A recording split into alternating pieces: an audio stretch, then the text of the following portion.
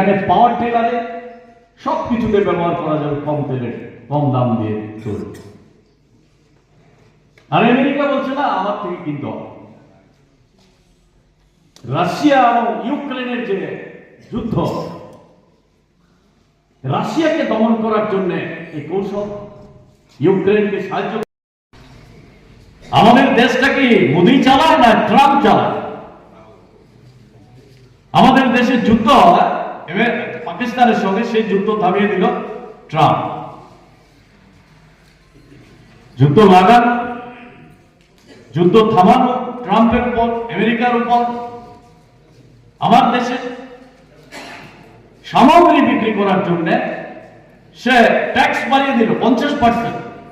যদি রাশিয়া থেকে তেল কিনে, আমেরিকা থেকে কিনতে হবে। আমেরিকা থেকে কিনলে ট্যাক্স কমিয়ে এটা করেছে 18%,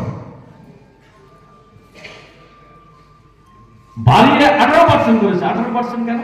এর আগে তো 3.5% ছিল, তো এটা এখন তারপরও এত।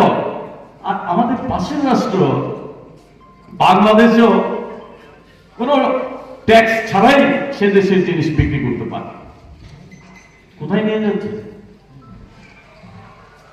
এছাড়া করেছে বাণিজ্য চুক্তি, মুক্ত বাণিজ্য চুক্তি। আমেরিকার উৎপাদিত সামগ্রী আমাদের দেশে বিনা ট্যাক্সে আসতে পারবে, আর আমাদের এখান থেকে সামগ্রী গেলে ট্যাক্স দিতে হবে। এখন তেল কিনতে বাধ্য করা হচ্ছে।